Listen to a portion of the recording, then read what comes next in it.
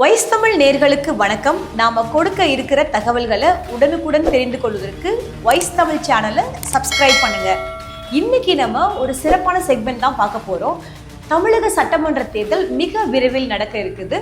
தேர்தல் தொடர்பான பல செய்திகளை, பல சுவாரஸ்யமான தகவல்களை நாங்கள் கொடுக்கறதுக்கு திட்டமிட்டிருக்கோம். அதில் முதல் கட்டமாக தேர்தல் தொடர்பான செலவுகளை நம்ம பார்க்கலாம். ஒரு வேட்பாளர் எவ்வளவு செலவு செய்யலாம், ஒரு கட்சி எவ்வளவு செய்யலாம், அதுக்கான விதிமுறைகள் என்ன இருக்கு அப்படின்ற தகவல்கள் தான் நம்ம இன்னைக்கு வழங்க போகிறோம். அதற்கு முன்னாடி கடந்த நாடாளுமன்ற தேர்தலில் இந்தியாவில் மொத்தமாக செலவு செய்யப்பட்ட தொகை அப்படின்னு பார்த்தோம்னா 1,35,000 கோடி ரூபாய் அப்படின்னு சொல்றாங்க. இது அமெரிக்க தேர்தலில், அமெரிக்க அதிபர் தேர்தலில் செலவு செய்யப்பட்ட தொகையை விட அதிகம். ஏன்னா அங்க சுமார் 1,34,000 கோடி செலவு செய்யப்பட்டதாகவும் அதை விட இங்க அதிகமான செலவு செய்யப்படுவதாகவும் தெரிவிக்கப்படுது. இதுவே 2019 தேர்தலில் ஒப்பிட்டோம்னா அது ஒரு 60,000 கோடி ரூபாயா இருக்கு. ஆனா 5 வருடங்கள்ல அது ஒரு இரட்டிப்பு மடங்காக மாறி இருக்கு. அது ஒரு ஆளுக்குன்னு பார்த்தா, இந்தியாவில் இருக்கக்கூடிய ஒரு தனி நபருக்குன்னு பார்த்தா சுமார் 1,500 ரூபாய் அந்த மாதிரி இருக்கு. ஒரு ஆளுக்கு ஒரு தேர்தலில் எவ்வளவு செலவு செய்யப்படுது அப்படின்றத பார்க்கும்பொழுது மிக வியப்பாகவும் இருக்கிறது. ஏன் அமெரிக்காவோட ஒப்பிடுறோம் அப்படின்னு பார்த்தா, அமெரிக்க தேர்தலில் செலவு செய்யறதுக்கு எந்த விதிமுறைகளும் பெரிய கட்டுப்பாடுகளும் கிடையாது. அதுவே நம்ம நாட்டில் பார்த்தோம்னா ஒரு வேட்பாளருக்கு நிறைய கட்டுப்பாடுகளும் இருக்குது. அதற்கு முன்னதாக சென்டர் ஃபார் மீடியா ஸ்டடீஸ் என்ற ஒரு தன்னார்வ அமைப்பு 35 வருடங்களாக தேர்தல் செலவு சம்பந்தமான ஒரு ஆய்வுலையும் ஈடுபட்டிருக்காங்க. அவங்க சொல்ற அறிக்கையின்படி அமெரிக்கால தேர்தல் செலவுகளுக்கு பெரிய கட்டுப்பாடுகள் கிடையாது. ஆனா பிரிட்டன் போன்ற நாடுகள்ல தேர்தல் செலவுகளுக்கு கட்டுப்பாடுகள் இருக்கு. அதாவது ஒரு வேட்பாளருக்கு கட்டுப்பாடுகள் இருக்கு அப்படின்றாங்க. பிரிட்டனை பொறுத்த வரைக்கும் ஒரு வேட்பாளர் ஒரு குறைந்த காலகட்டம் தான் இருக்கு அவருடைய பரப்புரையை செய்வதற்கு அப்படின்னா அதற்கு 25 லட்சம் ரூபாயும், அதிகமான காலகட்டம் இருந்துச்சுன்னா அதற்கு 60 லட்சம் ரூபாய் வரை செலவு செய்யலாம் அப்படின்றாங்க. இதே ஒரு தொகுதிக்கு ஒரு கட்சி 65 லட்சம் ரூபாய் வரைக்கும் செலவு செய்யலாம் அப்படின்ற விதிமுறைகள் இருக்கு. பிரிட்டன்ல உள்ளதெல்லாம் ஏன் சொல்றீங்க, நம்ம ஊர்ல உள்ளதை சொல்லுங்க அப்படின்னு நிச்சயமா உங்களுக்கு ஒரு எதிர்பார்ப்பு இருக்கும். அதன் வகையில பார்த்தோம்னா கடந்த நாடாளுமன்ற தேர்தலில் பாரதிய ஜனதா கட்சி 1,737 கோடி ரூபாய் செலவு செஞ்சிருக்காங்க. அதற்கு அடுத்த கட்டமா காங்கிரஸ் 686 கோடி ரூபாய் செலவு செஞ்சிருக்காங்க. ஒய்எஸ்ஆர் காங்கிரஸ் அப்படின்னு பார்த்தோம்னா 328 கோடி ரூபாய் செலவு செஞ்சிருக்காங்க. ஏன்னா அங்க நாடாளுமன்ற தேர்தலோடு சேர்ந்து சட்டமன்ற தேர்தலும் நடந்தனால இந்த தொகையை அவங்க செலவு செஞ்சிருக்காங்க.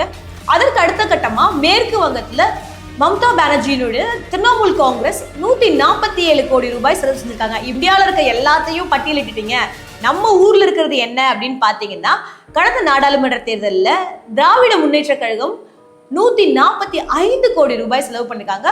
அதிமுகவினுடைய செலவுன்னு பார்த்தா வெறுமனே 23 கோடி ரூபாய் தான் செலவு செஞ்சிருக்காங்க. அரசியல் கட்சிகளுக்கு தான் எவ்வளவு செலவு செய்யணும் அப்படின்ற விதிமுறைகள் இல்லையே தாண்டி ஒரு வேட்பாளர் எவ்வளவு செலவு செய்யணும் அப்படின்ற விதிமுறைகளை தேர்தல் ஆணையம் மிக தெளிவாக சொல்லியிருக்காங்க. இதுதான் நம்ம ஒரு முக்கியமான விஷயமா பார்க்க போறோம். ஒருவர் நாடாளுமன்ற உறுப்பினராக போட்டியிடும் பொழுது அந்த வேட்பாளர் எவ்வளவு செலவு செய்யலாம் அப்படின்னு பார்த்தோம்னா 95 லட்சம் ரூபாய் செலவு செய்யலாம். இதுவே சட்டமன்ற உறுப்பினராக போட்டியிடும் பொழுது 40 லட்சம் ரூபாய் செலவு செய்யலாம். இது பெரிய மாநிலங்களுக்கு, இப்போ அருணாச்சல பிரதேசம், சிக்கிம், பாண்டிச்சேரி போன்ற யூனியன் பிரதேசங்கள் மற்றும் சிறிய மாநிலங்களுக்கான செலவு தொகை அப்படின்னு பார்த்தோம்னா நாடாளுமன்ற உறுப்பினருக்கு 75 லட்சம் ரூபாயும், சட்டமன்ற உறுப்பினருக்கு 28 லட்சம் ரூபாய் அப்படின்றதும் வரைமுறை செய்யப்பட்டிருக்கு. 1952 நடந்த பொது தேர்தல்ல முதல் முறையா நடந்த தேர்தல்ல ஒரு வேட்பாளர் எவ்வளவு செலவு செய்யலாம்னா 25,000 ரூபாய் தான் செலவு செய்யலாம் அப்படின்னு இருக்குது. இது எல்லாமே இந்திய தேர்தல் ஆணையத்தினுடைய தரவுகளை எடுத்து தான் நம்ம பேசிக்கிட்டு இருக்கோம். அப்போ 1952 25,000 அப்படின்னு இருந்தது, இன்னைக்கு 95 லட்சம் ரூபாயா உயர்ந்திருக்கு. வரிசையா அந்த காலகட்டங்கள்ல என்ன மாதிரியான செலவுகள் செய்யப்பட்டிருக்கு அப்படின்றதையும் இப்ப நம்ம பார்த்திடலாம். 1952 25,000 இருந்தது, 70 காலகட்டங்கள்ல 35,000 ரூபாயா மாறி இருக்கு. இதுவே 80களுடைய தொடக்கத்துல 1 லட்சமா வந்துருச்சு. அப்பவே 1 லட்சம் அப்படின்ற கணக்கை எட்டிட்டாங்க. அதுக்கடுத்து 80களினுடைய முன்பகுதியில 1.5 லட்சமாகவும் 80களுடைய பிற்பகுதியில 4.5 லட்சமாகவும் அது இருந்தது.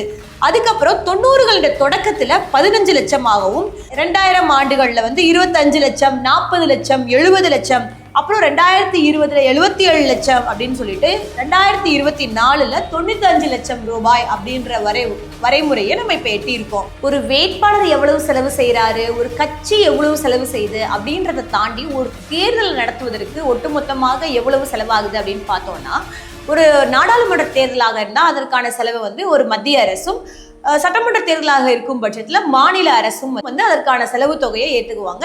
நாடாளுமன்றம் சட்டமன்றம் ரெண்டும் சேர்ந்து சில மாநிலங்கள்ல நடக்கும் பொழுது அது மத்திய மாநில அரசுகள் வந்து அந்த செலவு தொகையை வந்து பகிர்ந்துக்கிடுவாங்க.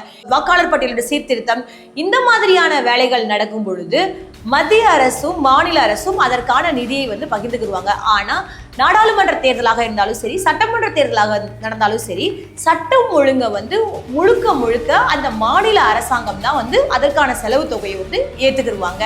இப்போ நம்ம தொடர்ந்து நாடாளுமன்ற தேர்தலில் என்ன மாதிரியான செலவுகள் இருக்கு அப்படின்னு பார்த்தோம். தமிழக சட்டமன்ற தேர்தல் வரப்போகுது. கடந்த சட்டமன்ற தேர்தல் 2021 எந்தெந்த கட்சிகள்லாம் எவ்வளவு செலவு பண்ணாங்க அப்படின்னு பார்க்கலாம். இதுல குறிப்பா நமக்கு திமுக அதிமுகவினுடைய கணக்குகள் தான் கிடைக்கப்பட்டிருக்கு.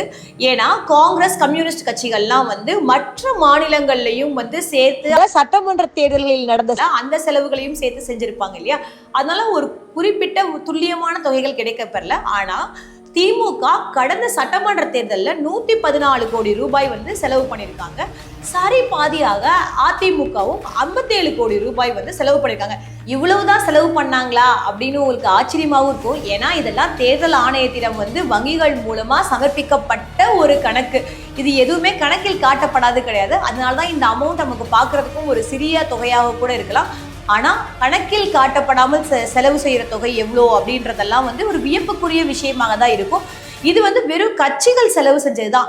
இதை தாண்டி ஒரு வேட்பாளர் ஒரு தொகுதியிலையும் வந்து குறைஞ்சபட்சமாக வந்து ஒரு 4-5 வேட்பாளர்கள் 10 வேட்பாளர்கள் கூட இருப்பாங்க. அவங்களுடைய செலவு கணக்குகள்லாம் பார்த்தோம்னா மிகவும் பிரமிப்பாகவே இருக்கும். இது கடந்த தேர்தலில் தான். எது எப்படியாக இருந்தாலும் நம்ம தமிழக சட்டமன்ற தேர்தல் மிக விரைவில் நடக்க பொழுது நிஜமாவே நமக்கு களத்துல இருந்து நிறைய சுவாரஸ்யமான தகவல்கள் வந்து வந்துகிட்டே தான் இருக்கும். அந்த தகவல்களை நாங்களும் உங்களுக்கு தொடர்ந்து அப்டேட் பண்ணிட்டே இருக்கோம். அந்த அப்டேட்ஸை நீங்க பெறதுக்கு வைஸ் தமிழ் சேனலை சப்ஸ்கிரைப் பண்ணுங்க. நன்றி.